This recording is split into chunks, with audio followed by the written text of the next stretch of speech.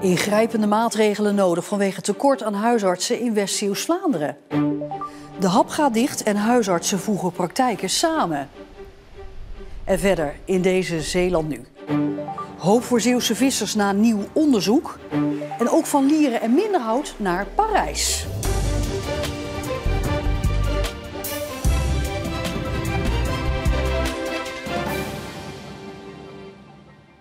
Goedenavond. De huisartsenpost in Oostburg, de hap, sluit per 1 oktober helemaal. De post was eerder al 's nachts gesloten omdat er te weinig huisartsen waren. Maar wel bleef de post toen in de avonden en het weekend open. Maar ook dat houdt dus nu helemaal op. Ik snap ook heel goed dat men zich in Zeeuws-Vlaanderen zorgen maakt. Want straks moeten Zeeuws-Vlamingen ook in de avond en het weekend naar Terneuzen. Een beslissing die lastig was, maar volgens Smit niet te voorkomen. We hebben gewoon een tekort aan huisartsen in Zeeuws-Vlaanderen. Dat is eigenlijk het grootste probleem. En je merkt dat 2 huisartsenposten openhouden ook betekent dat je 2 keer diensten moet inzetten. En dat het tekort aan huisartsen maakt dat die diensten eigenlijk bijna niet in te vullen zijn. Een alternatief voor West-Zeeuws-Vlamingen is België. De ziekenhuizen van Knokke en Brugge zijn qua afstand dichterbij. Je ziet op dit moment ook dat er zeker al veel mensen naar de spoedeisende hulp in Knokke gaan. Dus dat is niet helemaal te voorkomen. We zijn wel heel druk in gesprek met ziekenhuis Zorgzaam om ook te kijken hoe we echt als doel hebben om het ziekenhuis Zorgzaam goed overeind te houden. En aangeschoven is zorgverslaggeefster Marieke Kerklaan. Marieke, hap dicht, vrees dat patiënten naar België gaan, maar dat heeft dus ook weer gevolgen voor dat ziekenhuis Zorgzaam, hè? Ja, zeker eigenlijk voor heel de zorg in de regio. Want hoe meer patiënten er naar Vlaanderen gaan, ja, hoe minder inkomsten er voor de regio zijn op het gebied van zorg. Zorgzaam, het ziekenhuis in Terneuzen, staat er eigenlijk al heel slecht voor met een verlies van 11 miljoen euro. Dus het heeft zeker allemaal gevolgen wat hier besloten is. Maar op het gebied van huisartsenzorg in West-Zeeuws-Vlaanderen is er ook goed nieuws te melden. De huisartsen gaan meer samenwerken en daardoor is in ieder geval de toekomst voor de huisartsenzorg overdag voor de komende tijd goed geregeld. Ze gaan samen allemaal verder onder 1 dak, namelijk Medisch Centrum De Golfbreker.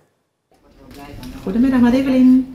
De doktersassistente van de praktijk in Oostburg is aan het werk. Er is de afgelopen 2 jaar eigenlijk dubbel zo hard gewerkt. Hier zichtbare zorg voor alle patiënten in de regio. En hier minder zichtbaar in talloze overleggen. Met huisartsen, verzekeraar CZ en jonge aankomende huisartsen. Allemaal om de huisartsenzorg overeind te houden in de regio. En dat is gelukt. Ik vind dat echt ontzettend mooi. Want wij hebben hier, net zoals in de rest van Nederland, te maken met capaciteitsproblemen van verschillende professionals. En als het dan toch lukt om met elkaar naar 1 organisatie te gaan, waarmee wij denken dat we met dit idee en met deze nieuwe vorm die toegankelijkheid kunnen behouden voor de inwoners hier in West-Zeeuws-Vlaanderen, ja, dan ben je gewoon een blij mens. De 2 praktijken in Oostburg, de praktijk in Sluis, die in IJsendijken en de praktijk in Aardenburg gaan voortaan samen verder onder de naam Medisch Centrum De Golfbreker. Er komt een centrale locatie in Oostburg. Wat gaat de patiënt er de komende tijd als eerste van merken? Nou, hopelijk niet al te veel. Hij zal zijn eigen huisarts blijven houden. Hij zal misschien te maken krijgen in tijden van vakanties dat er een vaste waarnemer komt. En er gaan natuurlijk mensen weg, er gaan mensen met pensioen. Dus er komen nieuwe huisartsen bij. Nou, dat is wat de patiënten gaan merken. Maar niet dat er geen huisarts meer is. Dat zullen ze niet merken. De samenwerking moet op 1 januari 2026 helemaal rond zijn. En Marieke, de praktijken die dus gaan samenwerken, dat is dus Oostburg, Sluis, Aardenburg, IJsendijken. Maar er zijn toch nog meer praktijken daar in dat gebied? Ja, dat klopt. De ondertekening van die samenwerkingsovereenkomst was gisteren in IJsendijken. Maar Biervliet en Breskens doen voorlopig nog niet mee. Breskens is zelf bezig met een modernisering in de praktijk zelf en wil dat eerst even afronden. En ook Biervliet heeft nog geen keuze gemaakt. Maar het wil niet zeggen dat dat niet alsnog op later tijdstip gaat gebeuren. Maar wat weten we al over die centrale post die er komt, hè, in Oostburg? Nou, dat wordt eigenlijk een soort achtervang. Dus stel nou dat je belt naar IJsendijken en de doktersassistent is op dat moment even bezig. Dan word je dus doorgeschakeld naar Oostburg. En die kan dus ook in het systeem met IJsendijken meekijken en voor jou bijvoorbeeld een afspraak inplannen. Maar mensen, met name verzekeringsmaatschappijen, die kijken mee wat er nu gebeurt in Oostburg. Want ja, dit probleem speelt toch ook op meer plekken in Nederland? Zeker. CZ was ook een belangrijke partner in dit geheel. Kijk, wat je hier dus ziet is dat die praktijken moderniseren. Zodat dus jonge vrouwen die vaak niet voltijd willen werken, toch kunnen gaan werken in die praktijken. En eigenlijk wat er dus hier is gebeurd de afgelopen 2 jaar, kan dus ook dienen als blauwdruk voor andere regio's waar dit probleem zeker ook speelt. Marieke Kerklaan, dankjewel.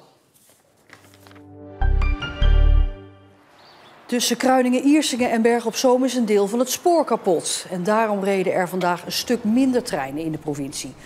ProRail laat weten dat het spoor pas vannacht gerepareerd kan worden. Een deel van het treinverkeer is in de tussentijd al wel weer opgestart. Tijdens een gezamenlijke controle met de gemeente en de FIOD op industrieterrein Arnestein in Middelburg heeft de politie een drugslab ontdekt. Het gaat om een loods aan de Kuipersweg. Volgens de politie reden op dat moment net 2 mannen weg bij het bedrijf en ze zijn allebei aangehouden. En aan de loods zit ook een woning vast en ook die woning zal onderzocht worden. Pulskorvissen was ooit een reddingsboei voor de verdrinkende Zeeuwse visserij. Maar Europa zette in 2019 een streep door deze manier van vissen. Met een nieuw onderzoek in de hand en ook een nieuwe regering in Den Haag hopen de Zeeuwse vissers op gerechtigheid voor het verleden.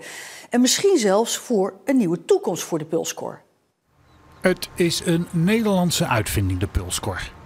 In tegenstelling tot het slepen met zware kettingen over de zeebodem, het zogenoemde boomkorvissen, maakt een pulskornet gebruik van elektriciteit, waardoor vissen opschrikken en in het net gevangen worden. Voor een aantal Zeeuwse vissers was het een uitkomst en de gok waard om tonnen in de nieuwe techniek te investeren. We zagen het ook aan de vangsten, ze waren zeer goed van kwaliteit, maar ook het effect op de bodem was gewoon een stuk beter.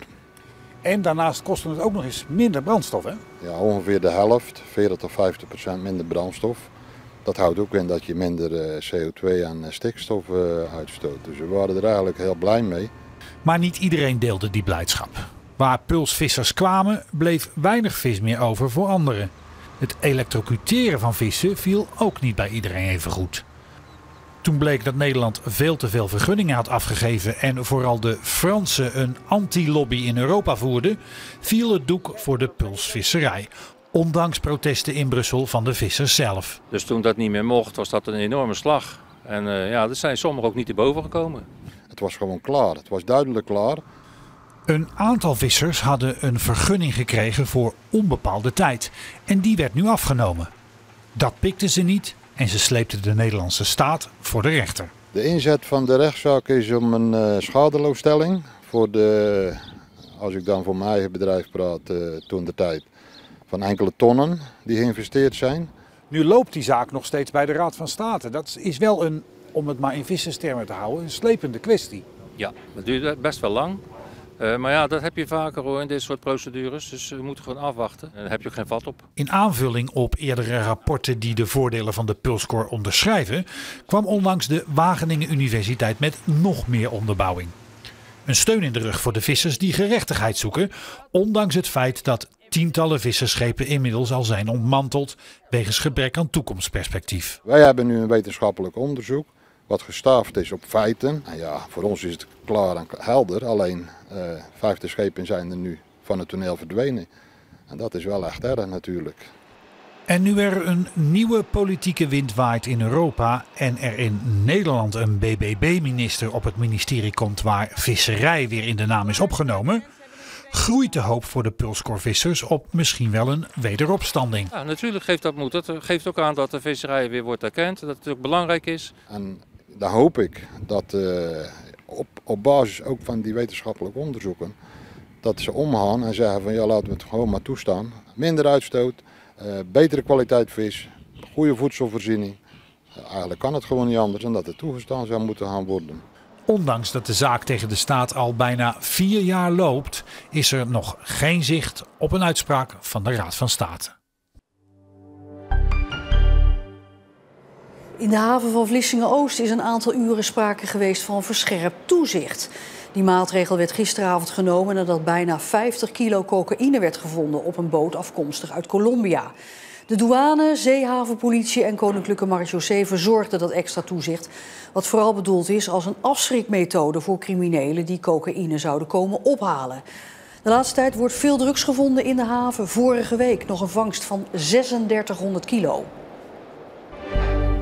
Wethouder Daniel Joppe van Schouwen-Duiveland wordt burgemeester in de Limburgse gemeente Voerendaal. In december begint hij in Voerendaal. Joppe studeerde in Maastricht en werkte daar ook in het bedrijfsleven. Daarna kwam hij naar Zeeland, waar hij in 2010 CDA-raadslid en in 2018 wethouder werd voor Schouwen-Duiveland. Bru de Mer, zo heet deze wijn, letterlijk uit de zee. De flessen hebben meer dan een jaar in de Oosterschelde gelegen. Geen licht, geen zuurstof, een constante temperatuur van 10 graden. En dat zou je allemaal moeten proeven. En ook het getij helpt mee, volgens de wijnmaker. Zoals je ziet hangen ze aan een touw, aan een vlot. Ze staan niet op de bodem.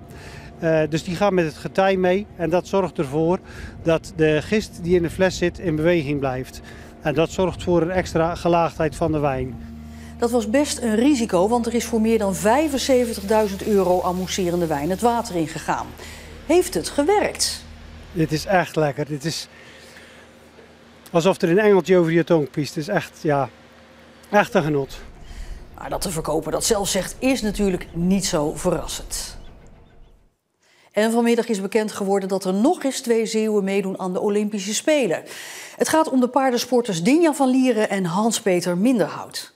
Voor Dinja van Lieren worden het haar eerste echte Spelen. De Kapelse was 3 jaar geleden in Tokio ook al geselecteerd voor de Spelen. Maar door een administratieve fout met de nationaliteit van haar paard Hermes mocht ze niet meedoen. Ze ging toen wel als reserve mee naar Japan, maar kwam niet in actie.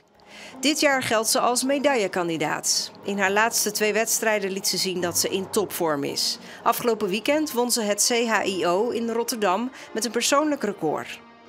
De selectie van Hans-Peter Minderhout uit Westkapelle is verrassender te noemen. Minderhout reed de afgelopen 3 jaar amper wedstrijden, maar heeft zich het afgelopen half jaar toch in de kijker gereden. Voor Minderhout worden het zijn 4e Olympische Spelen. En eerder werd al bekend dat kitesurfster Anneloes Lammerts uit Schuddebeurs en ook mountainbikester Anne Terpstra uit Zierikzee, dat zij ook naar de Olympische Spelen in Parijs gaan. Ja, een heerlijke dag hè, met temperaturen aan het strand van 26 graden. Landinwaarts liep dat nog eens op tot boven de 28 graden. Ja, ik zou zeggen, geniet er nog even van. Aan het einde van de week wordt het koeler, maar het blijft wel overwegend droog. En dat was het, deze Zeeland Nu. Nog een hele fijne avond en tot morgen.